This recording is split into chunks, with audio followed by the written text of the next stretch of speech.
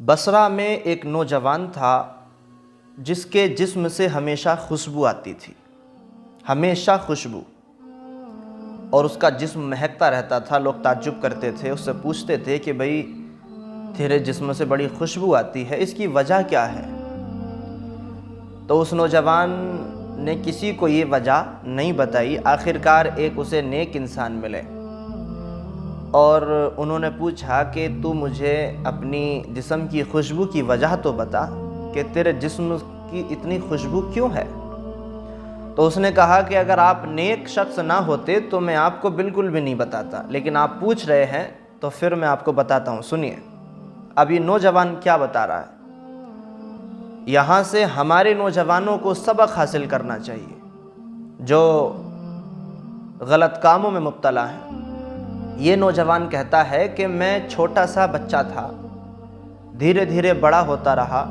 میرے والد غریب تھے، بہت زیادہ غریب۔ تو میرے والد نے کہا کہ بیٹا کہیں پر اب تم کام دھام کرنا شروع کر دو، جیسے آج کل ماں باپ کہتے ہیں کہ پیسوں کی ضرورت ہے، گھر بار میں ضرورت ہے، تم کہیں کام دھام شروع کر دو۔ تو یہ نوجوان کہتا ہے کہ میں ایک کپڑا بیچنے والے کی دکان پر، کپڑا جو آج کل فروخت کرتے ہیں لوگ، تو کہ میں کپڑا بیچنے والے کی دکان پر لگ گیا اور میں اس کی دکان پر کپڑے بیچتا تھا، نوکری مزدوری کرتا تھا اور روزانہ وہ اس کو کپڑے بیچنے کے کچھ پیسے دیتا تھا۔ یہ نوجوان کہتا ہے کہ ایک دن ایک بوڑھی عورت ہماری دکان پر کپڑا خریدنے کے لیے آئی اور اس عورت نے دو چار کپڑے دیکھے، پسند کیے۔ پھر اس نے کہا کہ ایک کام کرو، تم چند کپڑے لے کر کے ہمارے گھر چلو اور وہاں ہماری مالکی یعنی راجا کی بیوی رانی وہاں پر ہے، وہ کپڑے دیکھے گی، پسند کر لے گی اور جو بھی کپڑا پسند کرے گی آپ اس کو وہ اس کے پیسے دے دے گی اور آپ اس کو لے کر کے آ جانا، جیسے آج کل ہوتا ہے دکاندار گھروں گھر کپڑے لے کر کے چلے جاتے ہیں۔ تو یہ نوجوان بڑا خوبصورت تھا، بڑا اچھا نوجوان تھا۔ یہ خود کہتا ہے کہ میں اس وقت اتنا خوبصورت تھا کہ لوگ مجھے دیکھ کر کے تعجب کیا کرتے تھے۔ تو یہ نوجوان کہتا ہے کہ میں پھر کپڑے لے کر کے اس بوڑھی عورت کے ساتھ ایک محل میں پہنچا۔ وہاں پر رانی بھی بیٹھی ہوئی ہے اور پورا محل خالی ہے، کوئی وہاں پر نہ عورت ہے نہ کوئی مرد ہے، کوئی نہیں ہے، صرف اکیلی رانی وہاں پر موجود ہے۔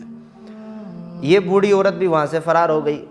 اب یہ نوجوان کہتا ہے کہ وہ رانی مجھے دیکھ کر کے غلط نظریں مجھ پر ڈالنے لگی اور میں چونکہ نوجوان تھا تو رانی نے اس کو دیکھتے ہی فوراً اس پر فدا ہو گئی اور اس کے ساتھ راتیں گزارنے کی تمنائیں کرنے لگی۔ اللہ اکبر! اس کے ساتھ وہ شیطانی حرکات کرنے کی تمنائیں کرنے لگی۔ یہ نوجوان کہتا ہے کہ میں نمازی بھی تھا اس وقت اور آج بھی نمازی ہوں، اور میں کبھی بھی گناہ کی طرف نظر نہیں کرتا تھا، اور جب بھی کوئی گناہ کی بات آتی تھی تو اللہ تعالیٰ مجھے ہمیشہ محفوظ فرماتا تھا۔ میں نے کبھی کوئی گناہ کیا ہی نہیں تھا، ساری زندگی کوئی گناہ ہی نہیں کیا تھا اس نے۔ تو وہ نوجوان کہتا ہے کہ میں وہاں جب پہنچا اور اس رانی نے میرے اوپر غلط نظریں ڈالنی شروع کی اور مجھ سے اپنی خواہشات کا اظہار کیا، تو نوجوان کہتا ہے کہ میں بڑا پریشان ہو گیا کہ اب میں کیا کروں، یہاں سے میں کیسے جاؤں گا؟ تو اس نوجوان نے اس سے منع کرنے لگا کہ نہیں، میں یہ غلط کام نہیں کر سکتا، آپ کو کپڑا لینا ہے آپ کپڑا خریدیے، میں یہ غلط کام نہیں کر سکتا۔ تو رانی نے کہا کہ اگر تو میری خواہش پوری نہیں کرے گا اور میری بات نہیں مانے گا تو پھر میں تیرے اوپر الزام لگوا دوں گی۔ تو وہ نوجوان اور زیادہ پریشان ہو گیا اور دل میں ہی رونے لگا اور اللہ تعالیٰ سے فریاد کرنے لگا۔ آخرکار رب نے اسے عقل عطا فرمائی۔ اس نوجوان نے کہا کہ ٹھیک ہے، آپ کی میں خواہش پوری کروں گا اور آپ کی بات مانوں گا۔ ایک کام کیجئے، مجھے اپنے یہاں کا ٹوائلٹ بتائیے کہ کدھر ہے، ٹوائلٹ بیت الخلا مجھ کو جانا ہے۔ رانی نے ٹوائلٹ بتا دی، وہ ٹوائلٹ گیا۔ یہ دیکھو گناہ سے بچنے کے لیے یہ نوجوان کیا کر رہا ہے۔ اس نوجوان نے ٹوائلٹ کرنے کے بعد اپنے ہی پاخانے کو اپنے منہ پر لگا لیا، منہ پر لگا لیا، جسم پر لگا لیا، ہاتھوں پر لگا لیا، پورے جسم پر اس نے پخانہ ہی پخانہ لگا لیا اور اس حالت میں وہ رانی کے پاس آ گیا تو رانی نے اس کو دیکھتے ہی اپنے چوکیداروں کو بلایا، کہا کہ ارے اس کو باہر نکالو، اس کو محل سے خارج کرو، یہ تو کوئی پاگل انسان ہے، اسے خارج کرو، بھگاؤ اس کو، بھگاؤ۔ اب وہ اس کے چوکیداروں نے اس کو وہاں سے نکال دیا۔ اللہ اکبر! یہ نوجوان بھی تو یہی چاہتا تھا نا کہ میں اس گناہ سے بچ جاؤں۔ نوجوانوں یہ دیکھو، میرے عزیز دوستوں، میرے بھائیوں، یہ دیکھو کہ اس نے گناہ سے بچنے کے لیے کیا طریقہ اختیار کیا ہے، اللہ کا کتنا ڈر اس کے دل میں ہے۔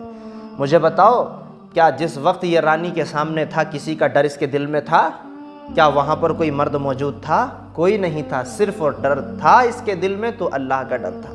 اللہ کے لیے اس نے گناہ کو چھوڑ دیا۔ لیکن جب کوئی رب کے لیے گناہ چھوڑتا ہے اور رب کی فرما برداری کرتا ہے تو پھر رب بھی اس کو نہیں چھوڑتا ہے، پھر رب اس کو تنہا نہیں چھوڑتا، اب رب بھی اسے انعام عطا فرماتا ہے۔ اب انعام کیا ملا یہ بھی سنو۔ وہ نوجوان کہتا ہے کہ میں اس محل سے باہر نکلا اور اللہ کا میں نے شکر ادا کیا، اپنے گھر آیا، نہایا دھویا، نماز وغیرہ پڑھی، اور کہتا ہے کہ میں رات کو سو گیا۔ میں نے خواب میں دیکھا کہ حضرت جبریل علیہ السلام تشریف لے کر کے آئے ہیں۔ حضرت جبریل، اور حضرت جبریل علیہ السلام نے کہا کہ اے شہزادے، تو نے جو کام کیا ہے اللہ تعالیٰ نے تجھے حضرت یوسف کے غلاموں میں شامل فرما لیا، اور اللہ تعالیٰ فرشتوں میں تیرے وجہ سے تیرے اوپر اللہ تعالیٰ فخر کر رہا ہے۔ ان اللہ یباہی بک الملائکہ، اللہ تعالیٰ تجھ پر فرشتوں میں فخر کر رہا ہے، تیرا چرچا کر رہا ہے، اور اللہ فرما رہا ہے کہ یہ وہ نوجوان ہے کہ جس نے میری وجہ سے گناہ کو چھوڑا ہے، میں اس کے لیے جنت میں 600 محل عطا کروں گا۔ اور اے نوجوان، تو نے جو ہے حضرت یوسف جیسا کام کیا ہے۔ پھر وہ نوجوان کہتا ہے کہ حضرت جبریل علیہ السلام نے اس کے جسم پر ہاتھ پھیرا، تو نوجوان نے پوچھا کہ آپ کون ہیں؟ تو حضرت جبریل نے کہا کہ میں جبریل ہوں۔ کہا کہ آپ ہاتھ کیوں پھیر رہے ہیں؟ تو حضرت جبریل علیہ السلام نے ارشاد فرمایا کہ اللہ تعالیٰ تجھے دنیا میں بھی نعمت دینا چاہتا ہے اور آخرت میں بھی نعمت دینا چاہتا ہے۔ آج کے بعد سے اللہ تیرا جسم ایسا بنا دے گا کہ جب تک تو دنیا میں رہے گا رب قدیر تیرے جسم میں خوشبو پیدا فرما دے گا۔ تو وہ نوجوان کہتا ہے کہ میرے بزرگ جو ان سے پوچھ رہے تھے نا، نوجوان کہتا ہے کہ جو آپ پوچھ رہے تھے اس کا جواب یہ ہے، اس وجہ سے اس دن سے آج تک میرے جسم میں خوشبو آتی ہے۔ لہٰذا میرے نوجوان بھائیوں، گناہ سے بچو، زنا سے بچو۔ یہ زنا اس وقت بہت عام ہو رہا ہے۔ حضور پاک صلی اللہ علیہ وآلہ وسلم ارشاد فرماتے ہیں کہ حضرت موسیٰ کے پاس ایک بار شیطان آیا، تو حضرت موسیٰ سے کہنے لگا کہ موسیٰ، جس وقت کسی کو غصہ آئے تو مجھے یاد کرے، کیونکہ جب کسی کو غصہ آتا ہے نا تو اس کے خون میں دوڑتا ہوں، میں چکر لگاتا ہوں، پھر میں اسے ابھارتا ہوں کہ تو اور لڑائی کر، تو اور اس سے لڑ۔ جب دو لوگوں میں آپس میں لڑائی ہوتی ہے تو شیطان اس کو ابھارتا۔ تو پھر شیطان نے کہا کہ موسیٰ، جب جنگ ہو تو تب بھی مجھے یاد کرو، کیونکہ جنگ میں جب لوگ بھاگنے لگتے ہیں یا جنگ میں خطرہ محسوس کرتے ہیں تو میں لوگوں کے دلوں میں وسوسے پیدا کرتا ہوں کہ جنگ سے بھاگ جاؤ، اور اللہ کی مخالفت میں لوگوں سے کرواتا ہوں، ان کو ان کی بیوی بچے یاد دلواتا ہوں اور جو ہے ان کو جنگ سے ہٹا دیتا ہوں۔ پھر تیسری بات ابلیس نے یہ کہی کہ موسیٰ، جس وقت ایک آدمی اور ایک عورت دونوں انجان ایک جگہ بیٹھے ہوں، اکیلے بیٹھے ہوں، تنہائی میں ہوں، تو اس وقت بھی مجھے یاد کرو، کیونکہ جب ایک مرد اور ایک عورت تنہا ہوتے ہیں، اکیلے ہوتے ہیں، سیکلیوزن میں ہوتے ہیں، تو شیطان کہتا ہے کہ میں دونوں کے دلوں میں شہوت ابھارتا ہوں اور زنا کے لیے ان کو ابھار دیتا ہوں، اور جب تک میں سکون ہی نہیں مجھے ملتا، جب تک میں چین ہی نہیں ملتا مجھ کو، جب تک ان دونوں کو آپس میں ملوا نہیں دیتا ہوں، جب تک ان سے گناہ نہیں کروا دیتا ہوں۔ لہٰذا نوجوانوں، بہت ضرورت ہے، زنا سے بچو۔ صحابہ اکرام رضی اللہ عنہم اجمعین فرماتے ہیں کہ جو شخص زنا کرتا ہے اس کے لیے 6 سزائیں ہیں، 3 سزائیں دنیا میں ہیں اور 3 سزائیں آخرت کی ہیں۔ پہلی سزا تو یہ ہے کہ اللہ تعالیٰ اس کی عمر کم کر دیتا ہے، زنا کرنے والے کی عمر کم ہو جاتی ہے۔ دوسری سزا ہے کہ اللہ تعالیٰ اس کا رزق بھی کم کر دیتا ہے۔ اور تیسری سزا یہ ہے کہ زنا کی وجہ سے اللہ تعالیٰ اسے لوگوں کی نظروں میں ذلیل کر دیتا ہے۔ آج دیکھ لو پوری دنیا میں کہیں بھی اگر زناکار ملے گا تو لوگوں کی نظروں میں وہ ذلیل ہی ملے گا، ایک شخص بھی اس کی تعریف کرنے والا نہیں ملے گا۔ پھر صحابہ کہتے ہیں کہ اللہ تعالیٰ 3 سزائیں آخرت میں دے گا۔ پہلی سزا ہے اللہ کا غضب، دوسری سزا ہے حساب، اللہ تعالیٰ اس سے سختی سے لے گا۔ پہلی سزا اللہ اس پر غضب کرے گا، دوسری سزا اللہ تعالیٰ جب اس کا حساب لے گا تو بہت زیادہ سختی سے لے گا، اور تیسری سزا ہے اللہ اس کو جہنم میں داخل کر دے گا۔ جس وقت بندہ مومن زنا کرتا ہے، اللہ اکبر، حضور فرماتے ہیں کہ اس کا ایمان نکل کر کے اس کے سر پر ٹنگ جاتا ہے، اور اگر اسی حالت میں موت آ جائے تو اللہ کی بارگاہ میں بے ایمان ہو کر کے جاتا ہے۔ لہٰذا اللہ کا خوف کرو۔